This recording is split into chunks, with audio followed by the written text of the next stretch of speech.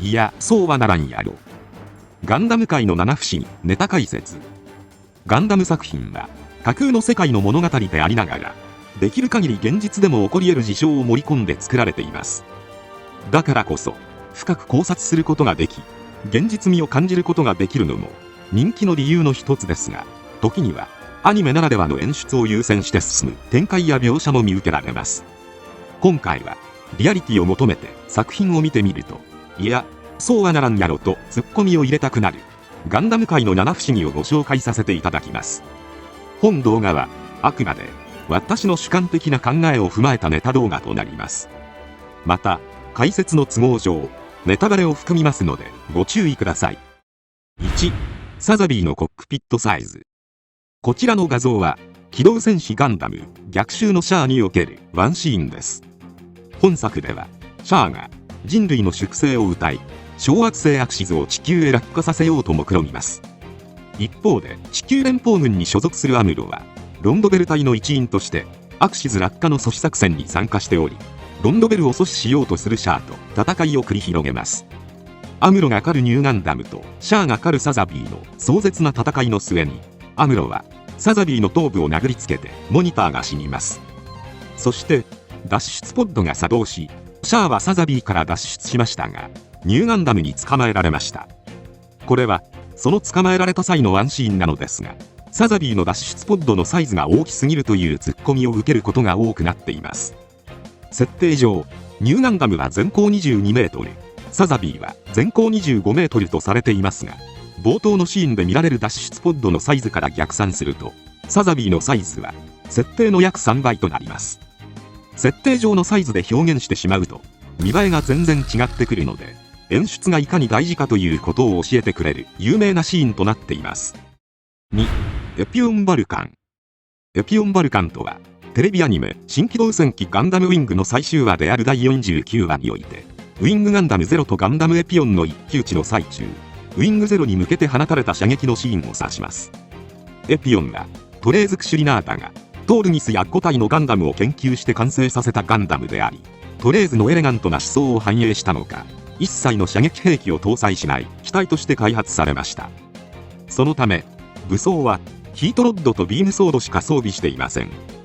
射撃兵装を持たないというのは一見不利な感じがしますが、高い機動力や戦略を駆使して数々の戦いをくぐり抜けてきました。そんなエピオンはウィングゼロとの一騎打ちの中でリーブラ内部に入ります。狭い通路の中でウィングゼロはバルカンを浴びせており、射撃兵装を持たないエピオンは防戦一方でした。しかし次の瞬間、ウィングゼロにバルカンを浴びせます。この攻撃はエピオンが映っていないので、エピオンが撃ったのか、もしくはリーブラ内に設置されていた砲台か何かから放たれたのか、真偽はわからない謎の射撃として語り継がれることになりました。なお後年に発売された新機動戦記ガンダムウィングエンサイクロペディアなどの設定資料集では、ホワイトファン合流後にトウブバルカンが追加されたとされていますが、トウブバルカンが搭載された模型は今のところ出ておらず、後付け設定ではないかという意見や、ウィングゼロのバルカンの長弾という説も見受けられます。他にネット上では、中のゼクスがコックピットを開いて撃ったのではという一見無茶のようでガンダムウィングならありえなくもなさそうな展開を想像する秀逸な意見も見られます。個人的には高い演算処理能力を持つゼロシステム搭載機であるウィングゼロの攻撃の長弾とは考えにくいのですが、皆様はどう思われますでしょうか。3、ガンダムウィングの不思議装甲。ガンダムウィングの世界ではガンダムに採用されている装甲材であるガンダニウム合金と呼ばれるものが存在します。これは宇宙でしか生成できず、高い強度を誇る特殊な素材であり、通常のビーム兵器では破損させることができない上に、物理的な衝撃に対しても高い防御力を誇っています。そのためガンダムを破壊するのは非常に難しく、劇中ではどれだけ攻撃を食らってもほとんど破損しないシーンも多く存在します。そんな中でツッコミを受けやすいのが、主役級キャラが登場する量産機の装甲は異様に硬くなるということです。ガンダムウィング界の量産機リオなどは一般的なチタニウム合金が採用されており、一撃でも被弾すると簡単に破壊されます。しかし主役級キャラが登場した瞬間、装甲材が変異したかのように硬くなり、被弾しても簡単には撃墜されない不思議装甲に早変わりします。ネットで見かけるネタでは、ベテランパイロットは被弾箇所を調整することで致命傷を防いでいるとか、エレガント装甲とか、乗り手で強さが変わる利用とか、様々な説が存在します。なお、トロワがバイ8に登場した際、暴走するカトルのウィングゼロのツインバスターライフルを受けても爆散せず、ビームを受け流して半壊に抑えており、こちらもパイロット補正ではないかとツッコミを受けることがありますが、バイ8とメリクリウスはガンダリウム合金でできているので、パイロット補正に加えてモビルスーツの性能も合わさっているのかもしれません。4. 瞬間移動するマスターアジアとシュバルツ。機動武闘伝 G ガンダムの劇中で、ドモンはディアナ高地でデビルガンダムと戦いました。シュバルツは倒れ、なんとかデビルガンダムを倒すも、続くマスターアジアとの戦いでは苦戦を強いられましたが、ゴッドガンダムを起動し、バーニアでマスターガンダムを焼き尽くし、ネオ香港へ向かいます。ガンダムファイト決勝大会に進出するためには、決められた時間に決勝会場にいる必要があったので、時間内に到着するべく地球を覆うロープの反動を利用し、時間制限ギリギリで間に合いました。ところが、決勝の開会式には、倒したはずのマスターアジアが何事もなかったかのように登場しており、さらにシュバルツもいました。ドモンが時間制限ギリギリで到着したにもかかわらず、同じ場所に立ち会って、さらにボロボロになった2人が、決勝大会に普通に登場していることから、師匠とシュバルツがどのようにして決勝に間に合ったのかは謎に包まれています。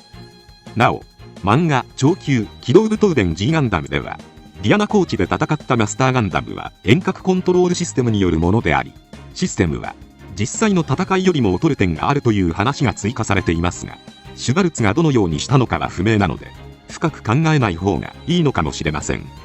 わしはこうしてここにおる。何の不思議があろうか。5. フラウの腕力。フラウボウは機動戦士ガンダムに登場し、戦争に巻き込まれる前はアムロに食事を差し入れるなど、アムロの世話を焼いていたガールフレンドです。ジオン軍の襲撃で家族を失い、ホワイトベースに登場してからは、同じ境遇の子供たちの面倒を見るほか、通信担当も受け持っています。そんなフラウは、第18話において、脱走したアムロを連れ戻そうとした際に、ジオンの採掘基地を発見します。そして、ガンダムの手の裏に隠れて偵察を行うのですが、自力でガンダムの指をこじ開けているように見受けられるシーンが存在します。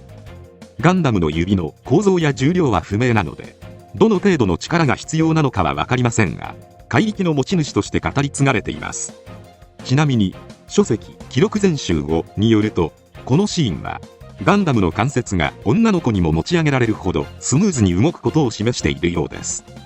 状況に応じて、パーツごとの強度を変えられるガンダムの高性能ぶりを表現しているのかもしれません。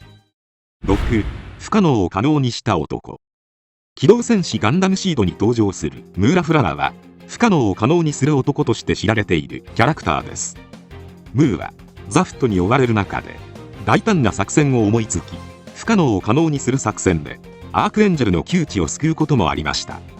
そして、物語終盤では、戦艦ドミニオンの両舷グリン砲がアークエンジェルを直撃しそうになりますが、ストライクでこれを防ぎます。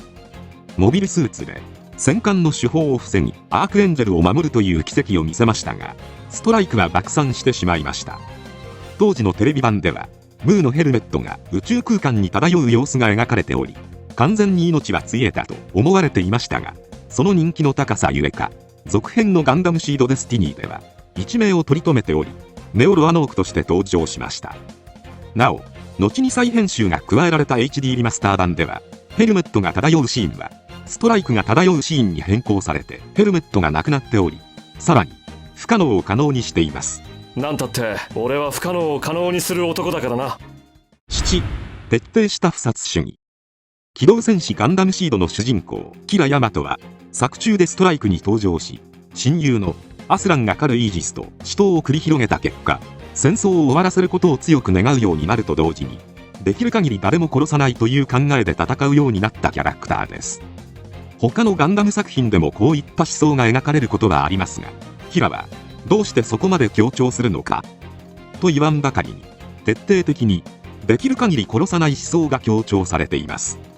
まず、機動戦士ガンダムシードでは、ソードストライクでイージスを撃とうとした際にブリッツの攻撃を受けますが、テレビ版では通称ニコルギリでブリッツを撃破しました。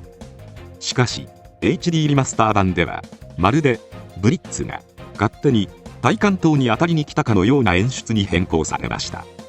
これはキラがニコルを殺すつもりはないということを強調するべく変更されたものの、結果的に一部の視聴者に意図が伝わらず思わぬ解釈の方向へ向かってしまったことがブルーレイの特典で明かされています。その後はプロビデンスのみ撃破したものの、基本的には徹底して武装のみを破壊しています。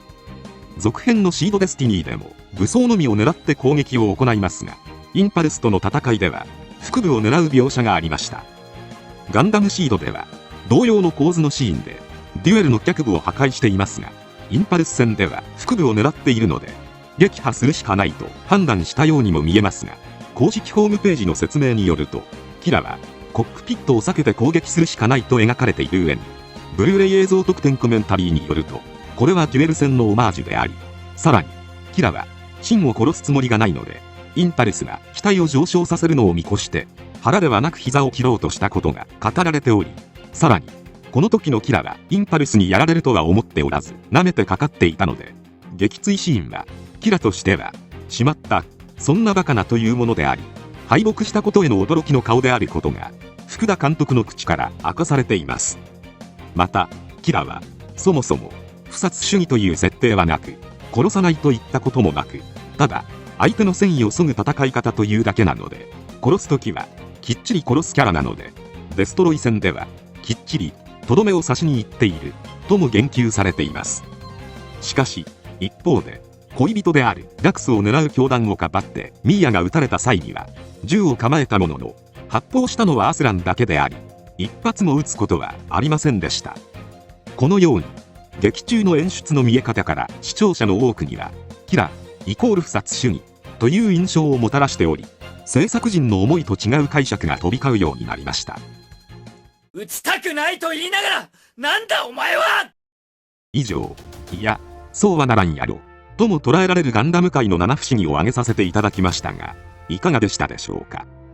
現実ではありえない描写も作品をより面白くする要素の一つと捉えられるものもあれば、現実にありえそうと感じられるガンダム作品だからこそ行き過ぎた表現にツッコミを入れたくなるシーンも存在します。他にも皆様が思わず突っ込みたくなるガンダム界の七不思議、もといガンダム界の摩訶不思議、ぜひコメントで教えていただけたら嬉しいです。あんまり生真面目にやってるとバカ見ちゃうよ。今回はこれで以上となります。チャンネル登録されるかはお任せいたしますので、もしよければもう一本動画を見ていただければとても嬉しいです。最後までご視聴いただきありがとうございました。